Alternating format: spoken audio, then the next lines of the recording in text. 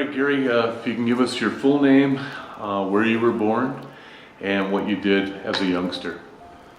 Well, it's Gary L. Skarpol. I was born in Powers Lake, North Dakota, December 11th, 1949. And I guess my career, when I graduated from high school, I went to college for a year. Then I found out I had a good lottery number. It was 33, so I volunteered for the service and ended up going overseas. I took basic in the AIT, Washington State. Went to Vietnam for 10 months, came back, de-enlisted out of the service, kind of bummed around for a little bit. Then I found out I had to get a job, and I started out as a on-the-job training maintenance, automotive for a car dealership. I did that for about 2.5 years. And then I hooked up with DOT, Department of Transportation, in 1973. And I stayed there till October of 2015. So the branch of the service that you were in and the years that you were in? Well, I was in the Army, and it was January of 70 to October of 71. Do you remember the day? I mean, obviously you knew that you'd get drafted if you waited, but you were able to get in yourself. Do you remember the day that you signed the papers to say, yep, Uncle Sam, you've got me? Well, I looked at it, my number was 33, and they would only take 30 numbers for the first month. So my number would have been up in February, and they would have taken me in March. So I volunteered. I think I had a 90-day, it was like the end of October in the fall. The day I left for the service, it was 40 below in North Dakota. And that was the temperature. Yep. And then there was about a 30-mile-an-hour wind, so it's a good time to leave North Dakota. And I went out to Washington and took basic in AIT, came home for 2 weeks. And then they told me that I was going to Vietnam. I went to Vietnam in the first cav and got into a mobile unit. And after that, it was, I was in the infantry. We were air mobile.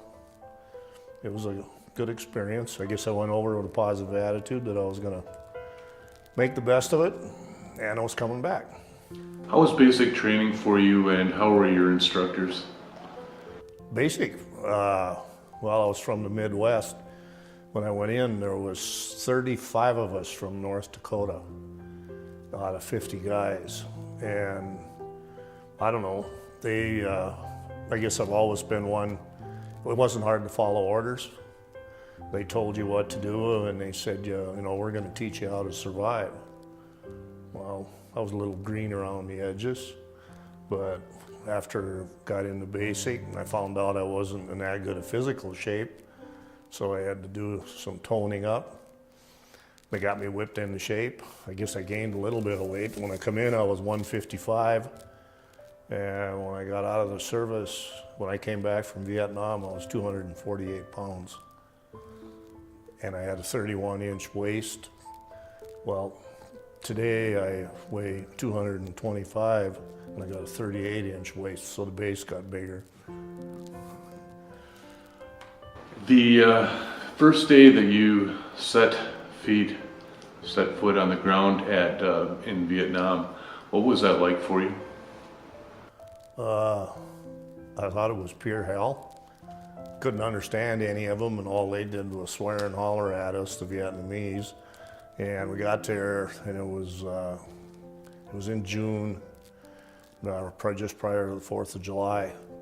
And the outfit I was going to, they told us we would be staying there till they got enough to run the academy. It was a first-team academy.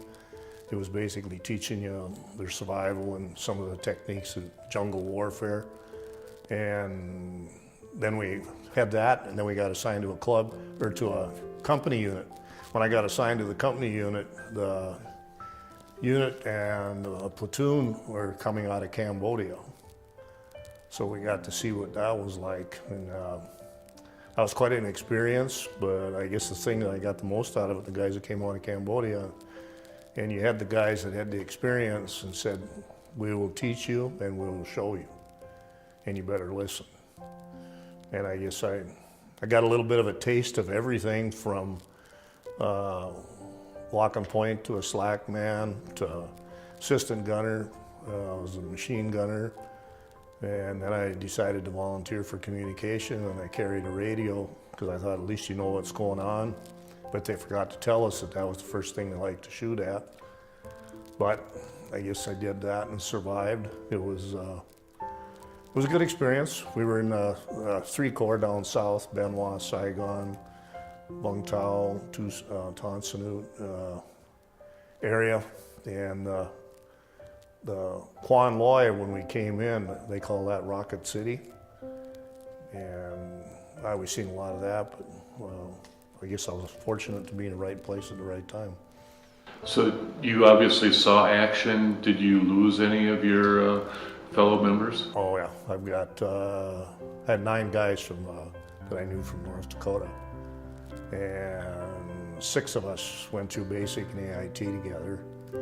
And when I had one of the guys, when we signed up for the service, we went to Vietnam and we got put in the same company, and they were going to put us in the same platoon and squad. And at that point in time, we told them it would be better if they split us up so that the first thing you remembered was to survive yourself if something happened. And the other ones, it was Newtown, Raleigh. My squad leader I had through basic and AIT, he got killed. He was on his last week in Vietnam, and he volunteered for an intelligence mission as a radio operator, which I was doing the same thing. The chopper went up and they took one sniper round and took him out. And then the other guys, some of them, they were Firebase Marianne, one from Newtown and one from Bismarck. And one from Newtown, Myron Johnson. We went through basic and AIT together. And then I had some from the eastern part of the state. And then, well, I had a couple of good buddies from Kentucky and Tennessee. One guy from Kentucky, the first pair of shoes he had was when he came into basic training. But I mean, it was...